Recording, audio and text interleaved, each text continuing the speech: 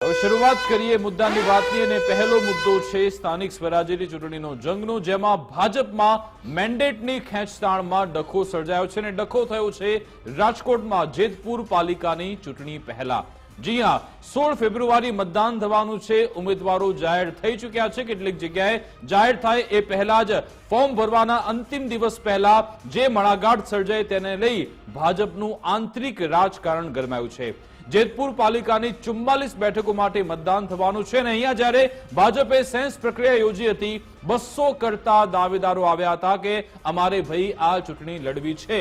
280 ની આસપાસ જેટલા ફોર્મ ઉપડ્યા હતા કે અમારે અહીંયા ચૂંટણી લડવી છે, પરંતુ તેની સામે સ્થિતિ એવી થઈ છે કે વોર્ડ નંબર 10 અને વોર્ડ નંબર 11 માં રાત સુધી મેન્ડેટ આપવામાં ના આવ્યો। જી હા, ઉમેદવારો તો હાજર હતા કે આપણે ફોર્મ ભરી નાખ્યું છે, જેનું મેન્ડેટ બહાર આવવાનું હતું એ મેન્ડેટ આવ્યું જ નહીં। સુરેશ સખરેલિયાએ ઉમેદવારી ફોર્મ ભર્યા બાદ પણ તેમને મેન્ડેટ આપવામાં આવ્યું। પ્રદેશમાંથી જાહેર કરેલ ઉમેદવારોના નામ પણ ન સામે આવ્યા। વોર્ડ નંબર 10 અને 11 માં આ સ્થિતિ હતી, જ્યાં બંને ઉમેદવારના નામ નહોતા। સાથે સાથે ધારાસભ્ય જયેશ રાદડિયા તે પણ ખૂબ જ એક્ટિવ હતા। સવારથી જ તે મામલતદાર કચેરી પહોંચ્યા હતા અને ઘણા બધા ફોન કોલ્સ તેમણે લગાવ્યા, છતાં પણ ત્યાંથી મેન્ડેટ જાહેર કરવામાં ના આવ્યો। તેમણે પ્રદેશમાં ઘણા નેતાઓને ફોન કર્યા કે આ બંને જગ્યાએ આખરે કેમ મેન્ડેટ આપવામાં નથી આવી રહ્યા, પરંતુ તેમને પણ જવાબ આપવામાં ન આવ્યો અને હવે સ્થિતિ એ છે કે અહીંયા કદાચ કોંગ્રેસ બિનહરીફ જાહેર થઈ શકે છે આ બંને વોર્ડમાં, જો અહીંયા પરિસ્થિતિ ન બદલાય તો। સવાલ એ છે કે આખરે આ પરિસ્થિતિ કેમ આવી। 2 દિવસ પહેલા એક વિડીયો આપણે જોયો હતો કે જ્યાં જયેશ રાદડિયા ફટકેબાજી કરી રહ્યા હતા, ફટકા મારી રહ્યા હતા અને કહી રહ્યા હતા સામેવાળાને કે ભાઈ તું બોલ બરાબર નાખ, નહીં તો પછી ટિકિટ નહીં મળે। અને આજે એ જયેશ રાદડિયા છે કે ટિકિટ મળે એ માટે ગાંધીનગર ફોન કરી રહ્યા છે। 2 દિવસમાં ચિત્ર બદલાઈ ગયું। પાલિકાની ટિકિટ જોઈતી હોય તો સરખા બોલ નાખો, આવું જયેશ રાદડિયા કહેતા સંભળાઈ રહ્યા છે। જો એ વિડીયો અત્યારે તમારી પાસે સિસ્ટમમાં અપલોડ હોય તો પ્લે કરો, જેમાં જયેશ રાદડિયા આ રીતે સંવાદ કરતા સંભળાયા છે। આ રહ્યો એ વિડીયો, અને આ વિડીયોમાં અમે એ વખતે પણ સંભળાયું હતું કે જેને નગરપાલિકાની ટિકિટ જોઈતી હોય તે સરખા બોલ નાખો। આ રીતનો આ વિડીયો વાયરલ થયો હતો અને એના અમુક કલાકો પછી જેમ વિકાસે કહ્યું કે પરિસ્થિતિ એવી સર્જાય કે જયેશ રાદડિયા જૂથના જ વ્યક્તિ ઉમેદવારી પત્ર ભરે છે, છેક છેલ્લી ઘડી સુધી એમને મેન્ડેટ નથી મળતું અને એક ચિત્ર એવું સર્જાય છે કે કદાચ કોંગ્રેસના ઉમેદવાર આ બંને વોર્ડમાં, આ બંને બેઠક પર કદાચ બિનહરીફ થઈ જાય। આ પ્રકારની સ્થિતિ કેમ આવી એની વાત કરીશું। પહેલા પ્રતિક્રિયા લઈ લઈએ ત્યાંથી, જેતપુરથી અમારા સંવાદદાતા પણ ત્યાં પહોંચ્યા છે। પ્રતિક્રિયા લઈ લઈએ કે આખરે કેવા સંજોગો સર્જાયા હતા।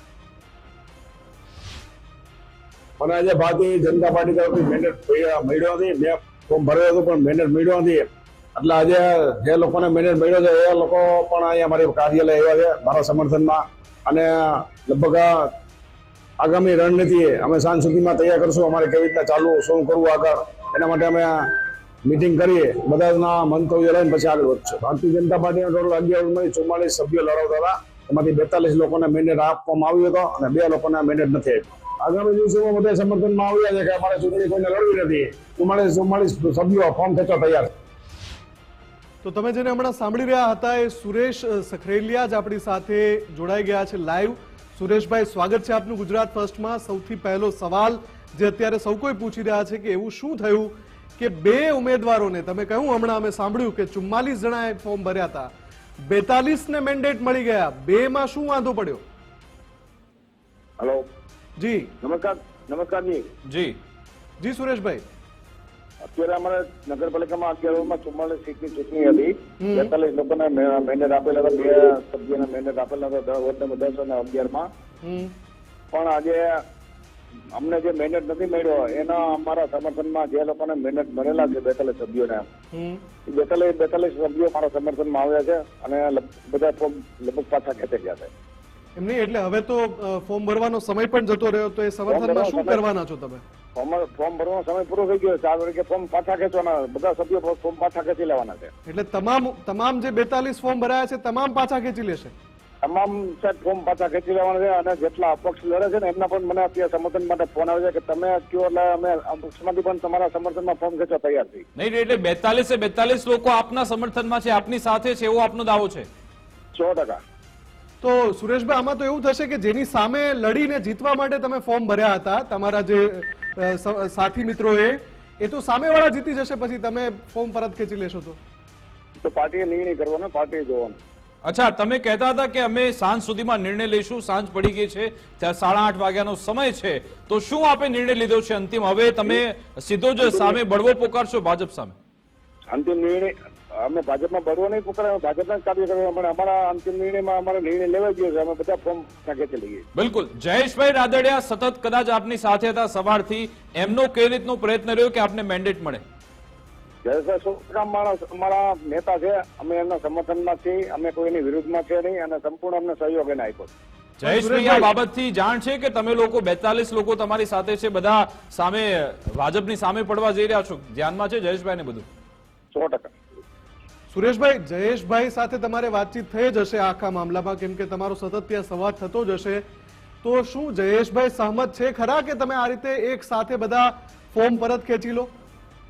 એ તો જયેશભાઈ સહમત ના જોઈ ને, તો જયેશભાઈ અમને કઈ પણ ના શકે શું કરવાનું છે તમારે. તો અગર જયેશભાઈ સહમત નથી સુરેશભાઈ, તો તમે શું એમની વિરુદ્ધમાં જઈને પણ આ નિર્ણય લેવાના છો?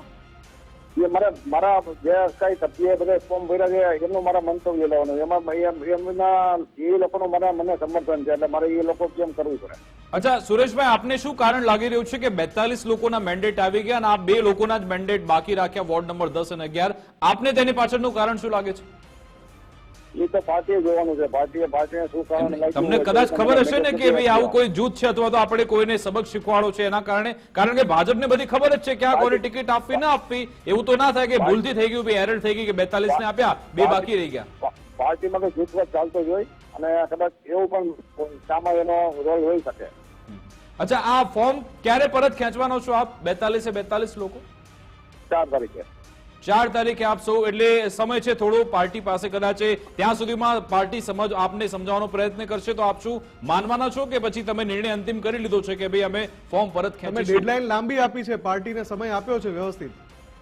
એમાં એ મારે એકનો નિર્ણય ન ચાલતા, અમારા બધા જયારે બધા સભ્યો અમારા જે કઈ મેન્ડેટ પાર્ટી આપ્યો છે, બધા જે ઉમેદવારી કરી છે એમને મારે પૂછીને કરવું પડે, મારા એકલાનો કોઈ નિર્ણય ન ચાલે. બિલકુલ બિલકુલ, આભાર સુરેશભાઈ અમારી સાથે જોડાવા બદલ. આમાં કોંગ્રેસને બગાસું ખાતા પતાસું મળવાનું છે, મને એવું લાગી રહ્યું છે. જો આની આ સ્થિતિ રહી તો જો ડેમેજ કંટ્રોલ ના થાય તો કહાનીમાં ટ્વિસ્ટ છે. સુરેશભાઈ જે છે એ જેતપુર નગરપાલિકાના પ્રમુખ રહી ચૂક્યા છે, જે બેઠક પર મેન્ડેટ નથી મળ્યું ત્યાં વારંવાર એમને ટિકિટ મળી છે જી.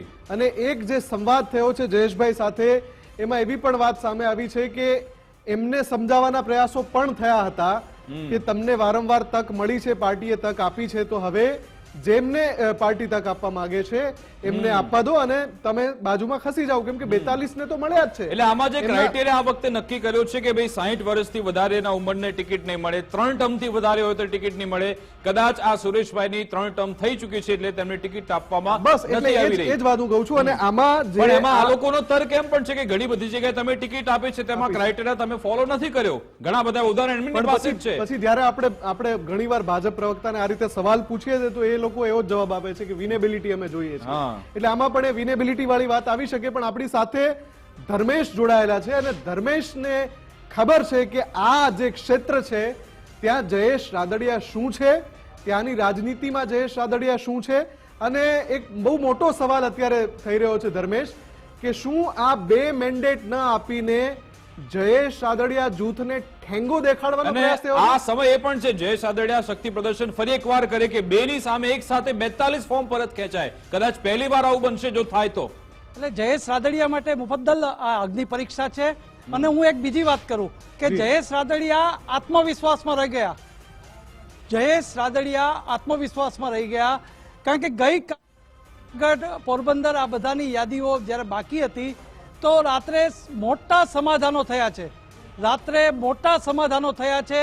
સવારે 4 વાગે જુનાગઢમાં એક પ્રદેશના નેતાએ કીધું કે મારો આ ઉમેદવાર રાખવાનો જ છે, એવી હટ પકડી અને આખું લિસ્ટ બદલાવ્યું હતું. પણ જયેશ રાદડિયાને એક આત્મવિશ્વાસ એવો હતો કે મારા 44 જે નામ છે એના મેન્ડેટ આવી જશે. આ મેન્ડેટ ન આવતા ખરી સ્થિતિ અત્યારે જે જોવા મળી છે અગ્નિ પરીક્ષા છે. અને ઇફકોનું જે કારણ કહી શકાય એ કારણ અત્યારે જોવા મળી રહ્યું છે કે સરકાર અને સંગઠન જયેશ સામે રાદડિયા સામે સંગઠન તાકાત બતાવતું હોય એવું અત્યારે દેખાઈ રહ્યું છે. ચોક્કસ પોતાના અંગત જે કહી શકાય એવા જે 2 જણ સુરેશભાઈ સખરેલિયા સહિતને મેન્ડેટ ના આવે એ બહુ મસ્ત જે વાત સ્વીકારવા જેવી નથી લાગતી. એટલે કે ભાજપમાં છેલ્લા 1 સપ્તાહથી પહેલા સેન્સ લેવાનો, પછી પ્રભારીનું લિસ્ટ આવે, પછી જિલ્લા ભાજપ મોકલે, પાર્લામેન્ટરી બોર્ડ બને અને એમાં 2 જણને જ મેન્ડેટ ના આવે અને હવે બધા જ લોકો એની સાથે રહે. માટે આ જયેશ રાદડિયા માટે અગ્નિ પરીક્ષા કહી શકાય. એને માટે એ મહત્વની વાત છે. અને બીજું કારણ એ બતાડે છે મુફદ્દલ કે એ લોકો એવું કહે છે કે આ વલ્લભભાઈ વારંવાર ચૂંટણી લડ્યા છે. તો હું તમને જુનાગઢનો દાખલો આપું કે બાલુભાઈ રાણા 3 ટર્મ 60 વર્ષથી ઉપર છતાં ઉમેદવાર તરીકે આજે ફોર્મ ભર્યું છે અને તેઓ ચૂંટણી લડી રહ્યા છે. રાણાવાવ નગરપાલિકા વોર્ડ નંબર 1 વારંવાર ચૂંટણી લડેલા ચૂકેલા ભાજપના ઉમેદવારને ભાજપે ફરીથી ઉમેદવાર બનાવ્યા છે. પણ ધર્મેશ ભાજપ એવું કહે છે કે અમે નિયમોમાં ફેરફાર બદલાવ ઇમિડિયેટલી ત્યારે કરી લઈએ છીએ જ્યારે મુદ્દો વિનેબિલિટી પર આવતો હોય. જો એ ઉમેદવારની વિનેબિલિટીનો મુદ્દો હોય તો પછી અમે નિયમમાં પણ બાંધછોડ કરીએ છીએ. આવું ભાજપ જવાબ આપે છે જ્યારે પૂછીએ ત્યારે. એ કરી શકે છે. અને બીજું ધર્મેશ આમાં એ પણ છે કે આમાં આ ચૂંટણી જંગ જોરદાર રસપ્રદ એટલા માટે થવાનો છે કારણ કે 4 તારીખનું અલ્ટિમેટમ આપ્યું છે સુરેશભાઈએ. જો એ આ જે શબ્દો પ્રમાણે આગળ ચાલ્યા તો જોરદાર ભડકો થઈ શકે છે ત્યાં જેતપુરમાં. નહીં, અત્યારે તો જેને કહેશે કે ડેમેજ કંટ્રોલ માટે મહેનત કરશે જ. કારણ કે કોંગ્રેસ મુક્ત આખો તાલુકો છે. જેતપુર જો, જામકંડોરણા જો, ધોરાજી, ઉપલેટા એવા વિસ્તારમાં ભાજપ પોતે પ્રદેશ લેવલે કે જિલ્લા લેવલે એ વિચારતું હોય કે આ કોંગ્રેસ સીધી જ જીતી જાય બિનહરીફ, એવું ઈચ્છતા પણ ન હોય. પણ એક સમયે મેન્ડેટ ન આપી ને જયેશ રાદડિયાને સંગઠન સામે છે એ બતાડી દીધું છે. પછી ઇફકોને કારણ હોય, અન્ય કારણો હોય કે અન્ય સામાજિક કારણો હોય, પણ એકવાર એના અંગત માણસને ગમે તે કારણે મેં આપને જુનાગઢ અને રાણાવાવના દાખલા એટલે દીધા કે જો જયેશ રાદડિયા અને સુરેશ સખરેલિયાને 3 ટર્મ ચૂંટણી લડ્યા હોય, 60 વર્ષ ન થયા હોય, 2 ટર્મ ચૂંટણી લડ્યા હોય તો એને મેન્ડેટ આપવાનો હોય. પણ ધર્મેશ મારે એક વાત ઉમેરવી એ છે કે 2-4 કલાકો પૂરતા છે આખી બાજી પલટવા માટે. તમે જુઓ આજે 1લી તારીખ છે, 4 તારીખે એમણે કહ્યું કે અમે 4 તારીખે ફોર્મ પરત ખેંચીશું. એટલે આ 3 દિવસનો સમય રાદડિયા જૂથ તરફથી કદાચ અલ્ટિમેટમ આપવા માટે છે કે પછી આ બધી બાંધછોડ 3 દિવસમાં. એટલે મને નથી લાગતું કે આ 3 દિવસની અંદર કોઈ સેટિંગ ના થાય. લગભગ કોઈક તો સેટિંગ થઈ જશે. નહીં, લગભગ ડેમેજ કંટ્રોલથી જે 2 વોર્ડને બાદ કરતા બીજા વોર્ડ વાળા જે રાજીનામા આપવાના મીન્સ ફોર્મ પાછા ખેંચવાની વાત છે એ ડેમેજ કંટ્રોલ ભાજપ ગમે તે રીતે કરશે. પણ જયેશ રાદડિયાના જૂથ દ્વારા એ કહેવાય રહ્યું છે કે અમે આમ કરવાના છીએ. આજ અત્યારથી આપણા પ્લેટફોર્મ ઉપર પણ એ લોકો બોલી રહ્યા છે કે અમે બધા જ ફોર્મ પરત ખેંચશું. તો આ તો એક કોંગ્રેસમાં ભૂતકાળમાં થતું એવું ભાજપમાં થઈ રહ્યું છે. અને ધર્મેશ આમાં જયેશ રાદડિયા જોરદાર પડકારોનો સામનો ઘણા સમયથી કરી રહ્યા છે. હમણાં તેમણે સામાજિક મંચ પરથી કહ્યું કે કેટલાક સમાજના લોકો મારી પાછળ પડી ગયા છે, રાદડિયા પરિવાર પર કાદવ કિચડ ઉછાળે છે અને હવે સંગઠનમાં પણ આ ડખો પડ્યો છે કે ભાઈ એમના જ નજીકના લોકોને મેન્ડેટ નથી મળતું. એટલે આમાં ક્યાંક પેલું ઇફકો વાળું કનેક્શન દેખાય છે ધર્મેશ. ચોક્કસ સહકારી ક્ષેત્રે ઇફકો વાળા રાજનીતિમાં કોઈ વસ્તુ બહાર આવતું હોય, મેદાનમાં આંતરિક લડાઈ બહુ હોય. મેં આપને કીધું રાત્રે મોડે સુધી એક સૌરાષ્ટ્રના ઉચ્ચ નેતા 3 વાગ્યા સુધી ઉજાગરો કર્યો અને જુનાગઢમાં જે વ્યક્તિને ચારિત્રના આક્ષેપ સાથે મહામંત્રી પદે રાજીનામું આપ્યું હતું એનો ઉમેદવાર તરીકે જાહેર કરાવ્યા. સવારે 5 વાગે નિરાતે નેતા સૂતા અને ઉમેદવારી ભરાવી. તો જયેશ રાદડિયામાં મને એવું લાગ્યું છે કે એને આત્મવિશ્વાસ હતો કે આપણા બધા મેન્ડેટ આવશે. અને એમાં સુરેશ સખરેલિયા અને જે 2 નથી આવ્યા વોર્ડ નંબર 10 અને 11 એ ઈરાદાપૂર્વક સંગઠન આમને સામને છે અને એની લડાઈ છે એ ઇફકોથી ચાલતી આવે છે. અને સરકારમાં કે ભાજપમાં સત્તા આગળ એમ કહી શકાય કે પક્ષ સાથે બહુ શિસ્ત બહુ મહત્વનું હોય છે. અને શિસ્ત અને સંગઠન આ 2નો પર્યાય સામે કોઈ થાય તો એને કઈ રીતે તાકાત બતાડવી આ જેતપુરમાં બતાડી હોય એવું આંતરિક રીતે નહીં, બિલકુલ લોકોમાં પણ ચર્ચાનો વિષય બન્યો છે. આખા ઘટનાક્રમ પર નજર રહેશે. આભાર આપ અમારી સાથે જોડાયા. તો ખૂબ જ રસપ્રદ ઘટનાક્રમ છે જેતપુરમાં કે જ્યાં ભાજપના એક સાથે 42 સભ્યો જે છે બળવાના મૂડમાં છે. આમ ગણો તો 44 સભ્યો છે. 42 ફોર્મ ભર્યા અને 2ને મેન્ડેટ ન મળ્યા. પણ હવે આપણે આ જે જેતપુરનું ચિત્ર છે માત્ર જેતપુરમાં નથી, રાજ્યમાં અલગ અલગ જગ્યાએ આ જ પ્રમાણે નાના મોટા ડખા થયા છે. જ્યારે પાર્ટીએ ડાયરેક્ટલી મેન્ડેટ આપ્યા, કોઈ યાદી સૂચિ જાહેર ના કરી અને સીધા મેન્ડેટ આપ્યા. તો એ અલગ અલગ દ્રશ્યો એક સાથે બતાવી દો કે ક્યાં ક્યાં આ સમસ્યા થઈ છે. અને એના કારણે જે છે ક્યાંક રાજીનામું અપાયું છે. જેતપુરની વાત આપણે કરી લીધી, તાપી સોનગઢમાં થયું છે. આ સિવાય મહિલા મોરચાના પ્રમુખનું રાજીનામું ખેડા મહેમદાવાદમાં પડ્યું છે. વડોદરાના કરજણમાં પણ સમસ્યા થઈ છે.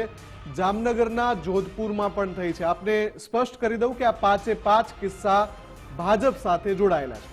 બિલકુલ, એટલે કે આ મેન્ડેટની જે માયાજાળ છે તે ભાજપને અત્યારે નડી રહી છે અને જે વર્ષો જૂનો જે કકડાટ છે હવે ચાલીને સામે આવ્યો છે.